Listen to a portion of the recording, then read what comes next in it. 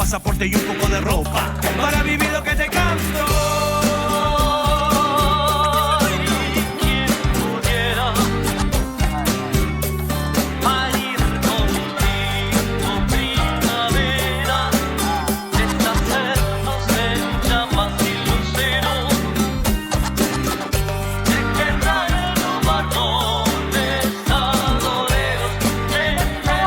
Basta de cháchara, y ahí vemos en el gráfico el 092-90-90-90, que es nuestro número de WhatsApp para que se comuniquen con nosotros y nos cuenten desde qué parte de nuestro hermoso Uruguay nos están viendo.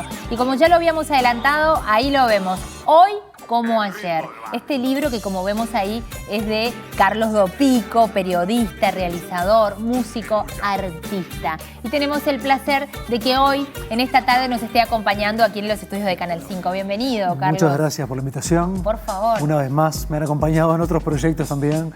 Muchísimas gracias. Y en este no va a ser la excepción. Lo estábamos viendo, este libro maravilloso, Hoy como ayer, que además nos decías que es la mitad de todo el material que fuiste recabando. Sí, aproximadamente, porque viste, cuando te planteas escribir un libro, generalmente lo haces en un Word o lo haces en un Drive Word o qué sé yo. Cuando lo trasladas eso, la diagramación de un libro siempre se multiplica, ¿no? Y las páginas que vos tenés empiezan a crecer, hasta prácticamente asustar al editor y decir, no, esto es demasiado. ¡Ay, ay, ay! Sí, era muy voluminoso, lo es todavía, son 645 páginas más o menos. Y ahí hubo que hacer un pequeño sacrificio artístico, ¿no? Empezar a quedarte con algunos capítulos. Ay, qué difícil. Y guardarse para la posteridad algunos otros, quizá ven la luz en algún momento, quizás son un preciado eterno. Para mí, no lo sé. En principio, acá creo que condensamos casi que lo fundamental. Los otros son muy ricos también, pero son, como todos tienen una línea transversal, ¿no? Como distintos ejes temáticos.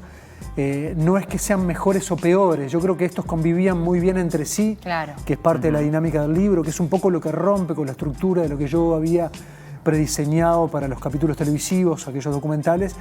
Entonces, no es que quedó afuera lo menos bueno, sino que esto convive muy lindo entre sí. Y lo otro veremos qué es. ¿Qué sucede? ¿Y por qué del 68 al 2004? Mirá, dentro de lo que yo logré cubrir en su momento dentro de aquel ciclo televisivo que era La Púa de Colección, que fue a donde devino el programa La Púa, ¿no? Que fue aquella serie de documentales televisivos muy poco comunes también en la televisión abierta privada, ¿no? Totalmente. Casi que no hay mucho antecedente de ello. Entonces, el más veterano que llegué a abarcar fue el Circo 1968, y el más acá en el tiempo, porque yo también quería mantener una distancia, un poco de perspectiva, como para hacer un poco de historia al respecto, fue El Amanecer Búho de Los Buenos Muchachos, que fue el 2004. Bien. Entonces, eso me ceñía también a la cobertura en décadas o en años de aquellos 25 discos que había logrado abordar en 2 años de programa, ¿no? Claro que el libro no se agota solamente, no es una transcripción de lo que fue el programa, sino que va por otros lugares. O sea, yo podría haber transcripto los capítulos y haber bajado un programa, un capítulo, y haberme quedado con eso, que estaría bueno también. Pero a mí me desafiaba un poco más encontrar como otras variantes. ¿Por qué? Porque eso me generaba perspectivas, que el programa las tenía, pero se agotaban en sí mismo, ¿no? En cada capítulo. Y esto lo que tiene muy interesante es que la perspectiva va de un álbum a otro, de una generación a otra, de una década a otra, de condiciones diferentes de grabación, de condiciones de instrumentación, de criterios de la escena internacional también. Claro. Entonces, yo acá como que planteo otra línea de investigación. Bien. Va por otro lado, pero de hecho en estos apuntes de colección, en donde podemos encontrar, como bien tú nos decías, y ahí podíamos ver, además cómo pesa, tenés mucha información, porque hay anécdotas. No es tanto para el bolsillo del caballero y la cartera. No, bueno, pero ahora, viste, para la mochila. Hablamos, como para la mochila, pero no, hablamos que es una época, no sé, en realidad todas las épocas son lindas para leer, pero me parece que cuando uno está más distendido, está en vacaciones y demás, me parece que uno ahí tiene otro tipo de tiempo para disfrutar de la lectura. Pero lo que te quería preguntar, Carlos, es a propósito de esto. Vos decís, no me basé solamente en lo que sucedía en el programa, sino que me fui un poquito más allá. Y cuenta también anécdotas durante todo este periodo y también recopila distintas bandas emblemáticas, temas que han hecho historia. Sí, sin duda. Yo le puse anécdotas de colección porque, de hecho, creo que está plagado de anécdotas. No quiere decir que no sea historia, ¿no?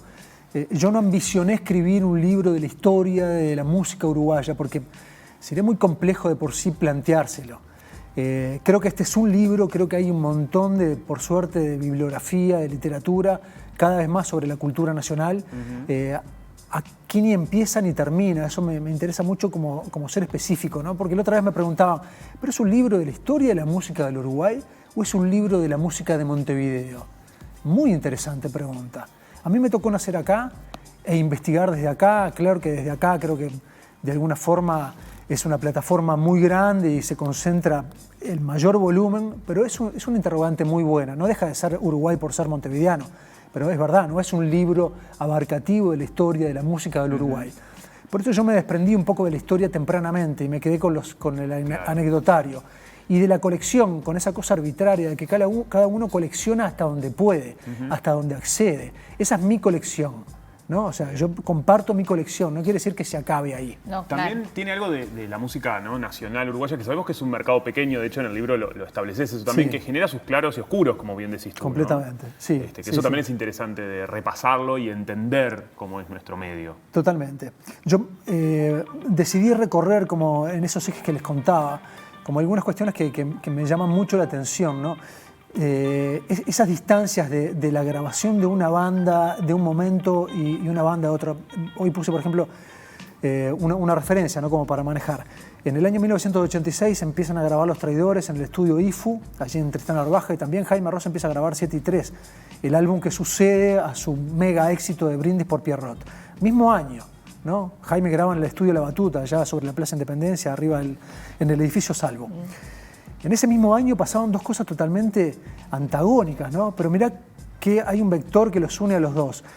En aquel momento Jaime Ross se desprende de su banda con la que venía trabajando y de hecho no hay una sola canción de estructura de murga en ese disco, que quizás es uno de los más rockeros o hasta New Wave, ¿no? Jaime toca una batería electrónica en ese disco y él se rodea de Nasser y Faragó para aquello, porque ya habían explorado la batería electrónica en su proyecto, en su dúo ya conformado como Nickel, y empiezan a grabar de esa manera. Los Traidores, grabando en IFU, no tenían instrumentos para grabar. O sea, prácticamente que ensayaban con guitarras criollas y un maletín sobre el que históricamente hay un mito desarrollado al respecto.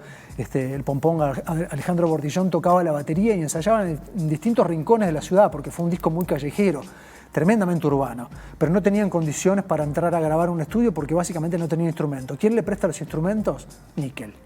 O sea que en esa perspectiva de año, de artistas disímiles y qué sé yo, hay como se establecen un montón de vectores, de conexiones.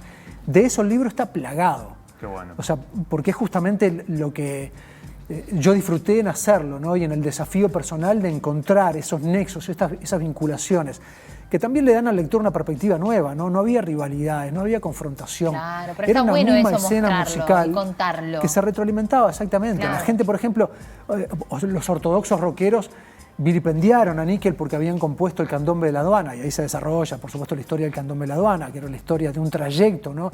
De un recorrido que hacía Jorge Nasser cuando vino de Argentina y se fue a vivir a la Aduana, donde vivía el papá. Entonces, vilipendiar a Nickel porque había hecho aquella canción es desconocer en absoluto la historia de la música uruguaya, de cómo se conforma tras bambalinas, ¿no? Claro. O sea, Nickel había prestado sus instrumentos. Claro. Tal ¿no? cual. Sí, totalmente. Sin eso no hubiera sido posible desde la el generosidad. trabajo exacto. Uno de los álbumes punk de referencia del Uruguay, no nada menos que Traidores. Pero Nickel con esa canción además abrió un montón de puertas en el interior del país que muchas bandas, como Los Estómagos, no podrían haber llegado jamás a tocar afuera. Porque aquella canción le abrió la puerta. Aquella canción era Nickel, no, aquella canción era la balada que cortaba todo el rock and roll que tenía Nickel. Entonces, todas esas perspectivas, ¿viste? Y todo eso está acá, en este libro. Todo eso y muchísimo más, ¿no? como Está decíamos. condensado. Si queremos obtener el libro, ya está a la venta. Mirá, sí, muy agradecido con Penguin Random House, muy agradecido con Julián, que fue quien me dijo, Carlos, voy a muerte con esto. El libro está distribuido en todo el Uruguay. Bien, en todo el Uruguay. Para mí es un bueno. enorme placer saber que está, ¿viste? Mandar a la gente a la librería y que lo y puedan saber que encontrar. está. Sí. Así y que que convive con otros que para mí fueron eso me imagino lo que enormes debe ser. referencias. Andrés Torrón con los 111 álbumes de la historia de la música uruguaya, con Razones Locas de Guillermo de Alén Carpinto sobre Eduardo Mateo, no sé, tantos otros, Las Cuevas al Solís de Fernando Peláez, haciendo recorrida, abarcativa, la música de Uruguay, y ahí convive Y ahí con está otro montón. Hoy como ayer de Carlos Dopico, como lo hablábamos, que ya lo pueden encontrar, como bien dice Carlos, en todo el país.